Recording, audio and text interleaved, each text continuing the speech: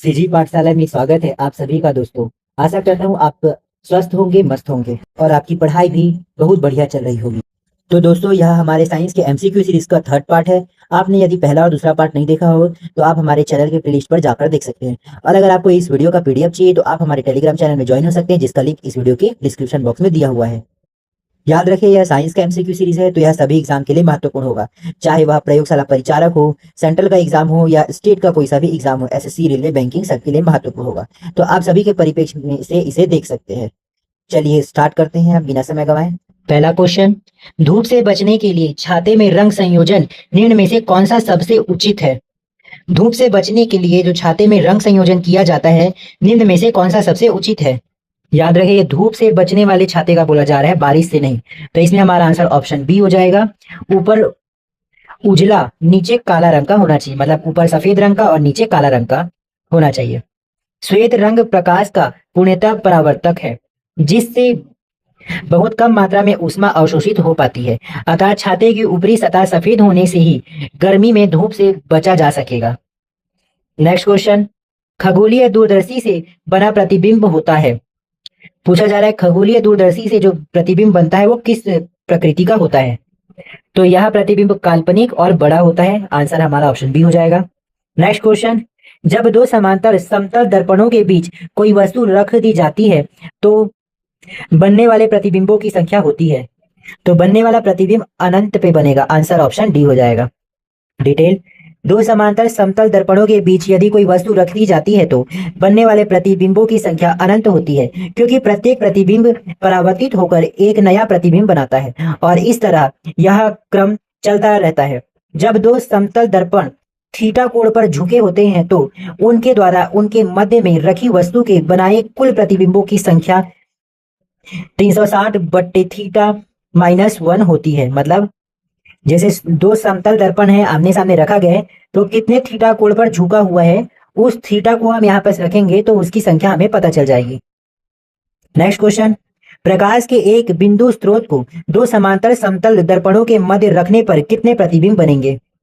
प्रकाश के एक बिंदु स्रोत को दो समांतर समतल दर्पणों के मध्य रखने पर, मतलब यहाँ पास एक दर्पण इसके मध्य रखने पर उसमें कितना प्रतिबिंब बनेगा? तो इसमें बहुत सारे बनेंगे। आंसर हमारा ऑप्शन डी अनंत हो जाएगा। नेक्स्ट क्वेश्चन, जब किसी दर्पण को थीटा कोण से घूर्णित किया जाता है तो परावर्तित किरण का घूर्णन होगा। बोला जा रहा है जब किसी दर्पण को थीटा कोण से घूर्णित किया जाता है, घूर्णित मतलब घुमाया जाता है, तो परावर्तित किरण का घूर्णन होगा। तो इस स्थिति में परावर्तित किरण का घूर्णन कोण दर्पण के घूर्णित कोण से दोगुना हो जाता है, इसलिए हमारा आंसर ऑप्शन डी हो जाएगा।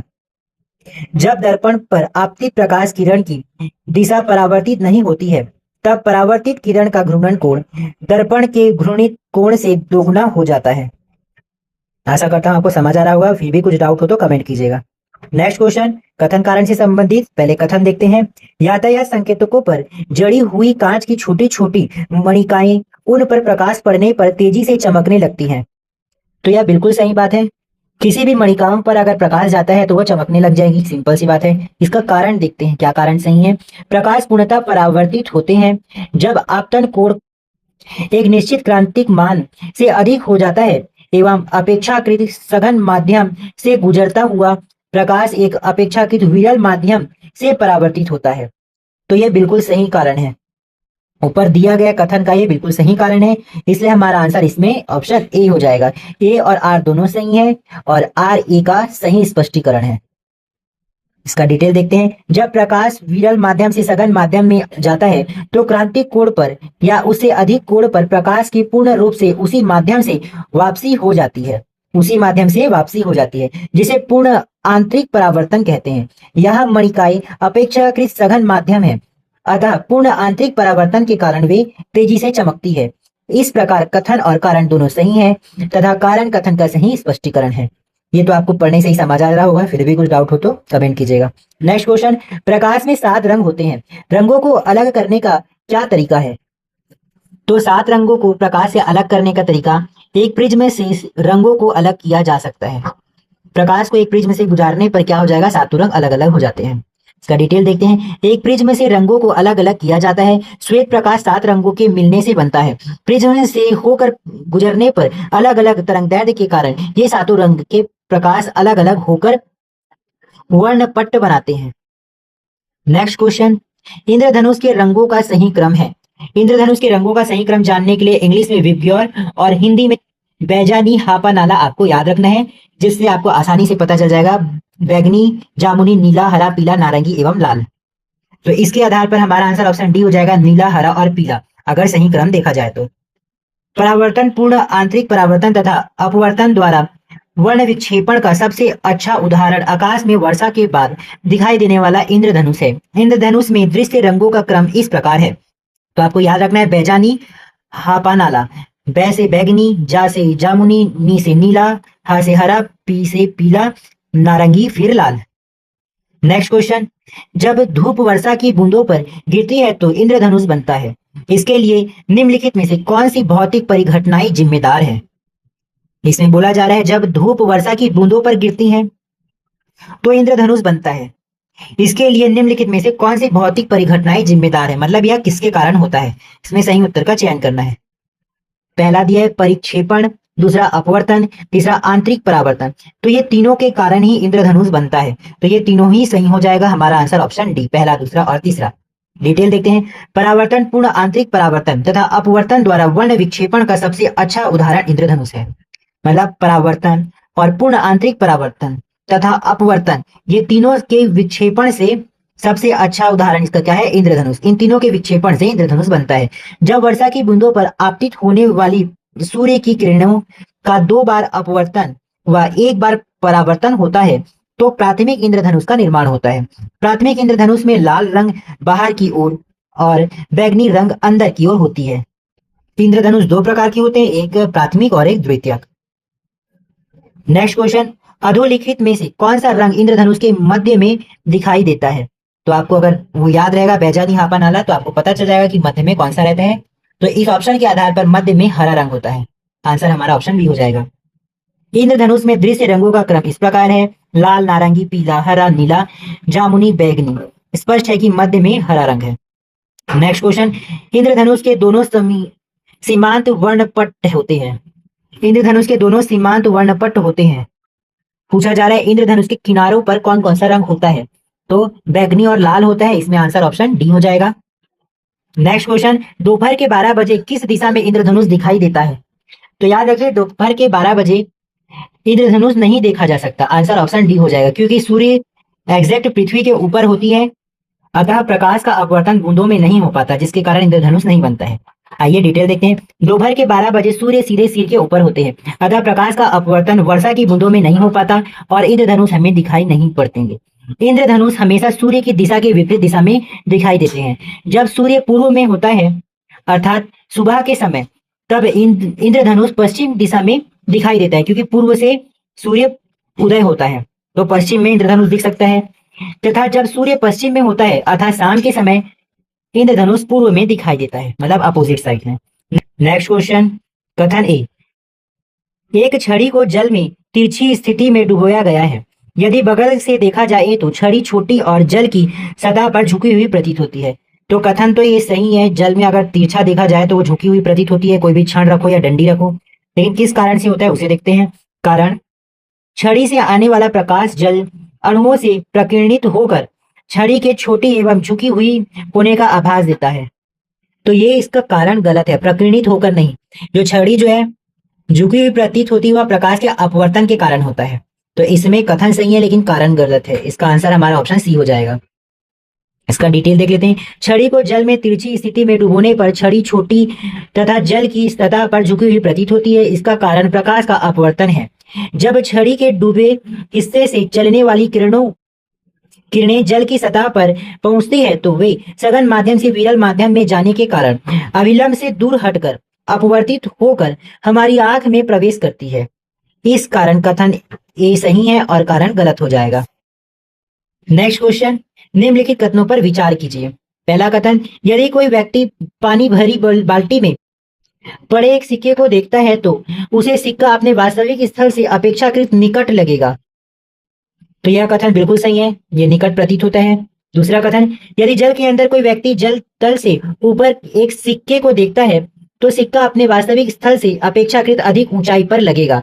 मतलब जल के तल से अगर देखे तो ये भी कथन सही है, इसलिए पहला और दूसरा दोनों कथन सही है, हमारा आंसर ऑप्शन ए हो जाएगा। आइए डिटेल देखते हैं।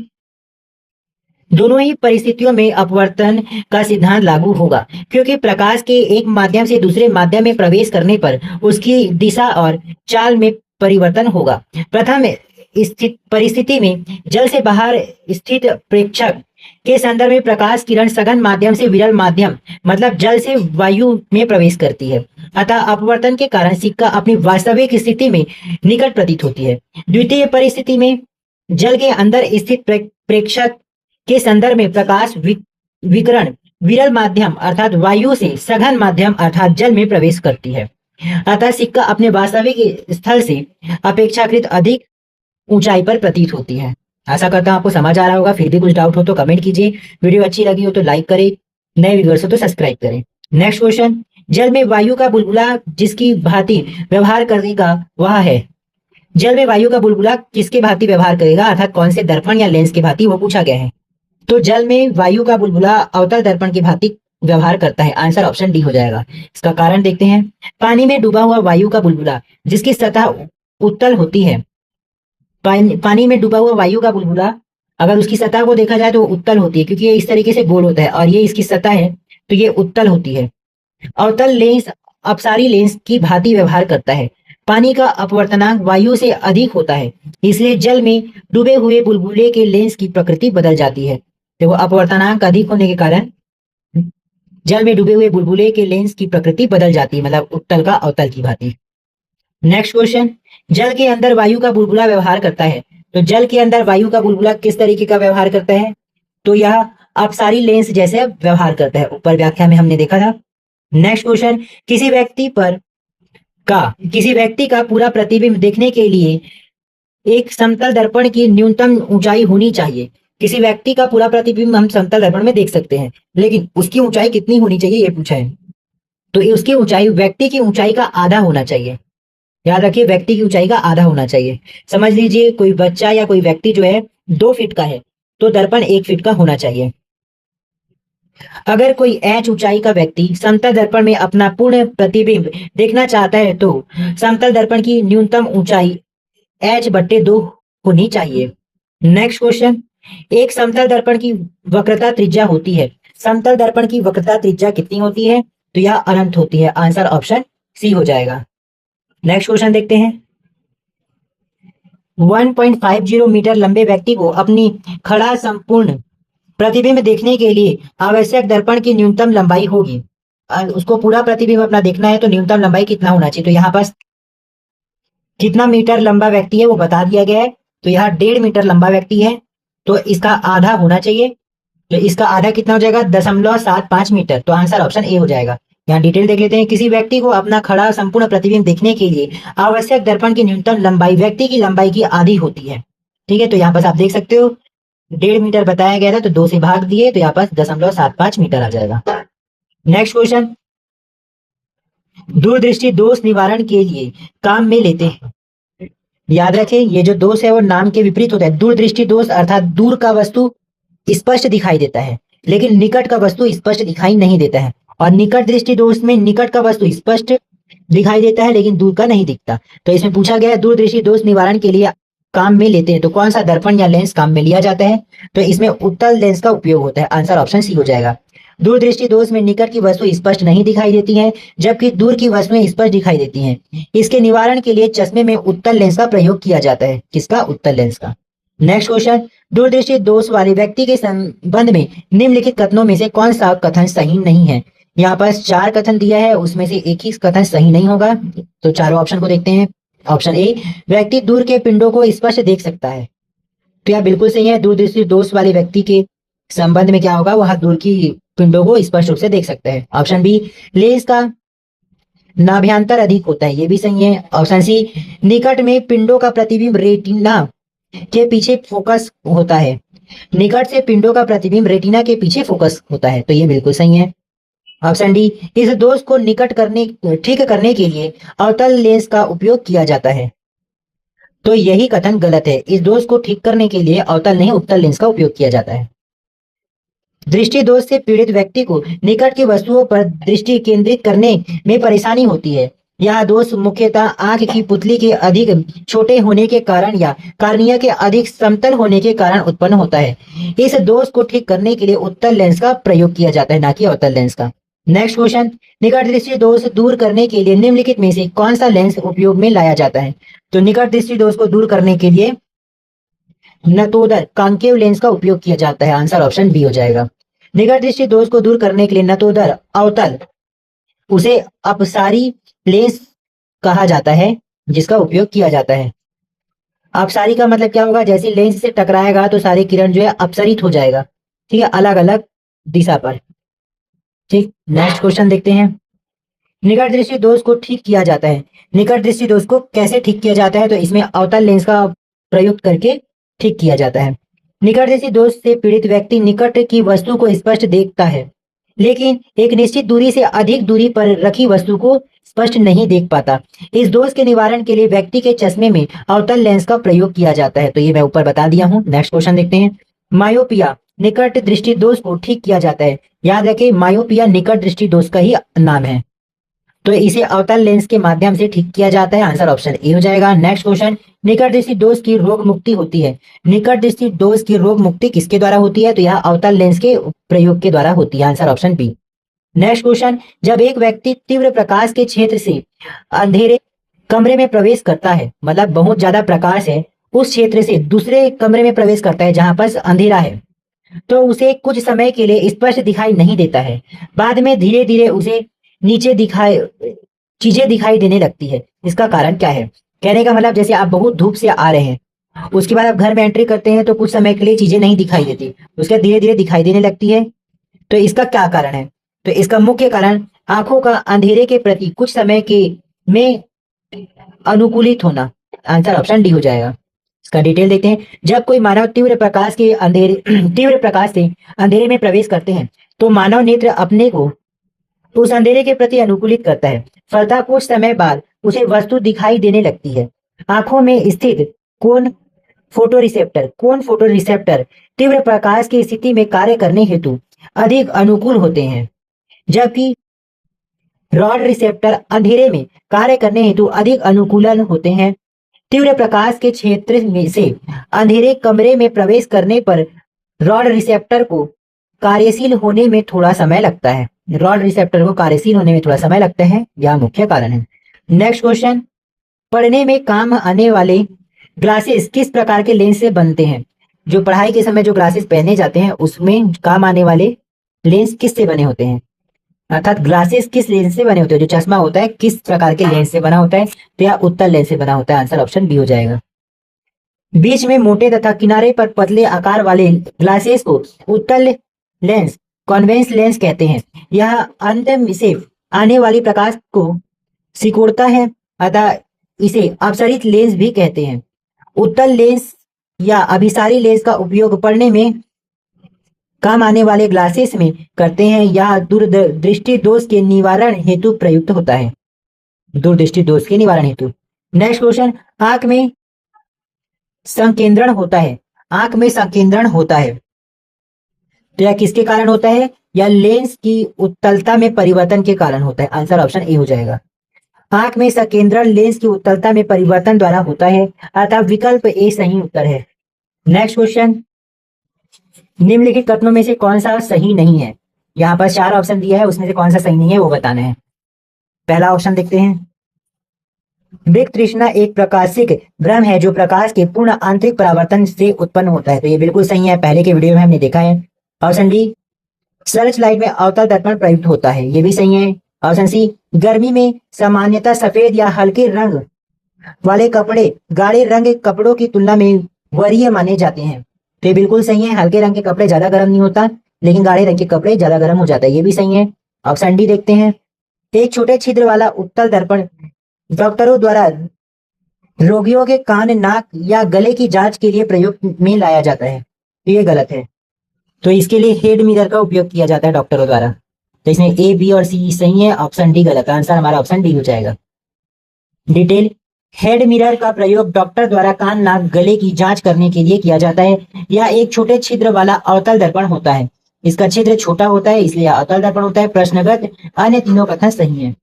नेक्स्ट क्वेश्चन, खोज बत्ती में दर्पण जो प्रयुक्त होता है वह है, खोज बत्ती में दर्पण जो प्रयुक्त होता है वह कौन सा दर्पण प्रयुक्त होता है? तो इसमें नदोत्तर दर्पण प्रयुक्त होता है। आंसर ऑप्शन ए हो जाएगा। कारों की हेडलाइट, खोज बत्ती आदि में परावर्तक के रूप में अवतल दर्पण या नदोत्तर दर्पण का प्रयोग किया जाता है। अवतल दर्पण के प्रयोग द्वारा बत्ती से समांतर प्रकाश पुंज उत्पन्न होते हैं।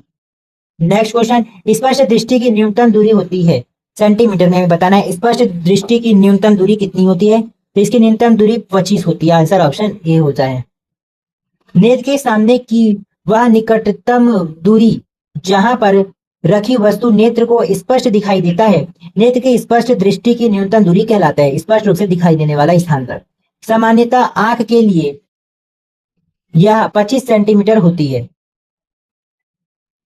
इसे आंख की निकट बिंदु कहते हैं। निकट बिंदु की तरह दूर बिंदु भी होता है। सबसे निकट जितने सेंटीमीटर में वस्तु देखा जा सकता है, तो 25 सेंटीमीटर तक सबसे निकट वस्तु देखा जा सकता है। इसे आंख का निकटतम बिंदु कहते हैं। निकट बिंदु की तरह दूर बिंदु भी होता है। सामान्य आंख के लिए यह अनंत होता है। इस प्रकार सामान्य मनुष्य की नेत्र दृष्टि का विस्तार 25 सेंटीमीटर से लेकर अनंत तक होता है, 25 सेंटीमीटर से अनंत तक। नेक्स्ट क्वेश्चन, सामान्य आंखों के लिए स्पष्ट दृष्टि की न्यूनतम दूरी होती है। सामान्य आंखों के लिए स्पष्ट दृष्टि की न्यूनतम दूरी 25 सेंटीमीटर होती है। आंसर ऑप्शन डी हो जाएगा। नेक्स्ट क्वेश्चन, मानव की सामान्य स्वस्थ आंख के लिए स्पष्ट दृष्टि की न्यूनतम दूरी होती है। तो स्पष्ट दृष्टि की न्यूनतम दूरी ऑप्शन डी 25 सेंटीमीटर होती है। नेक्स्ट क्वेश्चन, आंख के लेंस का फोकल दूरी किसके कार्य से परिवर्तित होता है? आंख के लेंस का फोकल दूरी किसके परिवार से परिवर्तित होता है? तो यह सिलियरी मांसपेशियों द्वारा परिवर्तित होता है। आंसर ऑप्शन सी हो जाएगा। सिलेरी मांसपेशियों के शिथिलन संकुचन से आंख के लेंस की मोटाई में परिवर्तन होता है, जिसके फलस्वरूप आंख के लेंस की फोकल दूरी परिवर्तित हो जाती है। नेक्स्ट क्वेश्चन, आंख की शक्ति मापी जाती है। आंख की शक्ति किसके द्वारा मापी जाती है? तो इसकी शक्ति डायोप्टर के द्वारा मापी जाती है। आंसर ऑप्शन बी हो जाएगा। नेक्स्ट क्वेश्चन, यदि किसी ऐनक के लेंस की पावर +2 डायोप्टर हो तो इसके फोकस की दूरी होगी। किसी ऐनक के लेंस की पावर +2 डायोप्टर हो तो इसके फोकस की दूरी होगी। तो इसकी फोकस की दूरी 50 सेंटीमीटर होगी। नेक्स्ट क्वेश्चन, धूप के चश्मे में पावर होती है, धूप के चश्मे की पावर कितनी होती है? तो इसकी पावर 0 डायोप्टर होती है। आंसर ऑप्शन ए हो जाएगा। नेक्स्ट क्वेश्चन, कैमरे का द्वार और कपाट गति का निम्नलिखित में से कौन सा संयोग अधिकतम उद्भासन होने देगा? कमरे का द्वार और कपाट गति का निम्नलिखित में से कौन सा संयोग अधिकतम उद्भासन होने देगा? तो इसमें आंसर हमारा ऑप्शन ए हो जाएगा। F = 22 1/6। नेक्स्ट क्वेश्चन देखते हैं, आंख के रेटिना की परंपरागत कैमरा के निम्नलिखित में से किस भाग से तुलना की जा सकती है? आंख की रेटिना की परंपरागत कैमरा के निम्नलिखित में से कौन से भाग की तुलना की जाती है? तो इसमें ऑप्शन ए सही हो जाएगा, फिल्म की तुलना की जाती है। आंख का रेटिना परावर्तन कैमरे की फिल्म की तरह कार्य करता है। रेटिना अपने से टकराने वाली प्रकाश किरणों को विद्युत सिग्नल में परिवर्तन कर देता है, जिन्हें दृश्य सिराएं मस्तिष्क तक ले जाती है। मोस्ट इंपॉर्टेंट है, इसे याद रखें। आंख का रेटिना परागत कैमरे की फिल्म की तरह कार्य करती है। रेटिना अपने से टकराने वाली प्रकाश किरणों को विद्युत सिग्नल में परिवर्तित कर देती है। अपने से जो टकराने वाली प्रकाश किरण है उसे विद्युत सिग्नल में परिवर्तित करती है, जिन्हें दृश्य सिराएं मस्तिष्क तक ले जाती है। नेक्स्ट क्वेश्चन, मनुष्य की आंख में किसी वस्तु का प्रतिबिंब जिस भाग पर बनता है वह है। तो मनुष्य के आंख में किसी वस्तु का प्रतिबिंब दृष्टि पटल पर बनता है। आंसर ऑप्शन डी हो जाएगा। व्याख्या, मनुष्य के नेत्र कार्य प्रणाली फोटोग्राफी कैमरे से मिलती जुलती है। जिस वस्तु को हम देखते हैं उसे चलने वाली किरणें कार्निया और नेत्रोद्रव से होकर पुतली के रास्ते से लेंस पर पड़ती है। दृष्टि पटल रेटिना इसे फोकस करता है, जहां पर वस्तु का छोटा तथा उल्टा प्रतिबिंब बन जाता है। नेक्स्ट क्वेश्चन, मनुष्य की आंख में किसी वस्तु का प्रतिबिंब बनता है। तो मनुष्य की आंख में किसी वस्तु का प्रतिबिंब तो मनुष्य की आंख में दृष्टि पटल पर प्रतिबिंब बनता है रेटिना। आंसर ऑप्शन डी हो जाएगा। मनुष्य की आंख फोटोग्राफी कैमरे की भांति कार्य करता है। जिस वस्तु को हम देखते हैं उससे चलने वाली किरणें कार्निया और नेत्रोद द्रव से होकर पुतली के रास्ते से लेंस पर पड़ती है। दृष्टि पटल इसे फोकस करता है, जहां पर वस्तु का छोटा तथा उल्टा प्रतिबिंब बनता है। नेक्स्ट क्वेश्चन, किसी वस्तु का प्रतिबिंब मनुष्य की आंख में कहाँ बनता है? तो यहाँ रेटिना पे बनता है। मनुष्य की आंखें किसी वस्तु पर प्रतिबिंब बनती है। अभी भी वही पूछा है, मनुष्य की आंखों में किसी वस्तु का प्रतिबिंब कहाँ बनता है? तो रेटिना पर बनता है। नेक्स्ट क्वेश्चन, किसी अपारदर्शी वस्तु का रंग उस रंग के कारण होता है जिसे वह किसी अपारदर्शी वस्तु का रंग उस रंग के कारण होता है। मतलब वो जो अपारदर्शी रंग है वह किसके कारण होता है? वह जिसे वह परावर्तित करता है। याद रखिए, आंसर ऑप्शन सी हो जाएगा। किसी पारदर्शी वस्तु का रंग उस रंग के कारण होता है जिसे वह परावर्तित करता है। डिटेल, जब प्रकाश से किरणें वस्तुओं पर आपतित होती है तो वे उनसे परावर्तित होकर हमारी आंखों में पड़ती है और वस्तुएं हमें दिखाई देने लगती है। प्रकाश का परावर्तित भाग ही वस्तुओं का रंग निर्धारित करता है। मोस्ट इंपॉर्टेंट, प्रकाश का परावर्तित भाग ही वस्तुओं का रंग निर्धारित करता है। नेक्स्ट क्वेश्चन, एक रंगीन टेलीविजन में 3 आधारभूत रंगों के मिश्रण से रंग बनते हैं, ये हैं। तो रंगीन टेलीविजन में कौन से आधारभूत रंगों से अन्य रंग बनते हैं वो पूछा गया है। तो इसका आंसर ऑप्शन बी हो जाएगा, लाल, हरा तथा नीला, आरजीबी। रंगीन टेलीविजन में प्रयुक्त होने वाली कैथोड किरण नलिका में 3 विभिन्न फास्फर का प्रयोग होता है जो लाल, हरे तथा नीले रंग को उत्सर्जित करता है। नेक्स्ट क्वेश्चन, वे कौन से मूल वर्ण हैं जिनसे टीवी के पर्दे पर विभिन्न रंग प्रकट होते हैं? तो इसका आंसर भी आरजीबी हो जाएगा, लाल, हरा और नीला। नेक्स्ट क्वेश्चन, जब लाल, नीले तथा हरे प्रकाश का पुंज एक स्थान पर पड़ता है तब प्रकाश का रंग हो जाता है। तो वह प्रकाश का रंग कौन से रंग में हो जाता है? तो यह सफेद रंग का होता है। प्रकाश में 3 मूल या प्राथमिक रंग होते हैं, लाल, हरा और नीला। इनको मिलाने से द्वितीयक रंगों जैसे पीला और मैजेंटा का निर्माण हो सकता है। एक प्राथमिक और एक द्वितीयक रंग के जोड़े को एक दूसरे का पूरक रंग कहते हैं। सभी प्राथमिक रंगों अथवा सभी द्वितीयक रंगों को मिलाने पर सफेद रंग के प्रकाश की उत्पत्ति होती है, प्राथमिक और द्वितीयक दोनों रंगों को मिलाने पर। नेक्स्ट क्वेश्चन, निम्नलिखित में से कौन सा प्राथमिक रंग नहीं है? कौन सा प्राथमिक रंग नहीं है? तो प्राथमिक रंग कौन कौन सा होता है? पीला, लाल और नीला। तो इसमें काला रंग हमारा आंसर हो जाएगा क्योंकि ये प्राथमिक रंग नहीं है। नेक्स्ट क्वेश्चन, 3 रंग मूल रंग है, ये हैं। 3 रंग कौन कौन से मूल रंग है उसे पूछा गया है। हमारा आंसर इसमें ऑप्शन बी हो जाएगा, नीला, हरा और लाल। नेक्स्ट क्वेश्चन, सूर्य के प्रकाश में रंगों की संख्या होती है। तो सूर्य के प्रकाश में रंगों की संख्या 7 होती है, बैजानी हापा नाला। सूर्य का श्वेत प्रकाश 7 रंगों का मिश्रण है जो इस प्रकार है, बैगनी, जामुनी, नीला, हरा, पीला, नारंगी तथा लाल। उल्लेखनीय है कि जब श्वेत प्रकाश को किसी प्रिज्म से होकर पार कराया जाता है तो यह 7 रंगों में विभक्त हो जाता है। इसे प्रकाश का विक्षेपण कहते हैं, याद रखें, विक्षेपण। नेक्स्ट क्वेश्चन, निम्न रंगों में विषम को पहचानिए। विषम को पहचानना है तो हरा, लाल और पीला प्राथमिक, तो भूरा जो है वह विषम रंग हो जाएगा।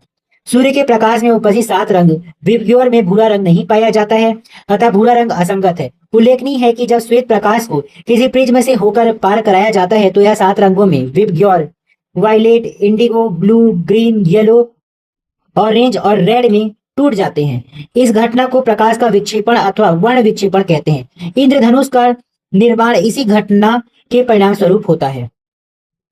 नेक्स्ट क्वेश्चन और मोस्ट इंपॉर्टेंट क्वेश्चन है क्योंकि अभी का पैटर्न ऐसा ही है।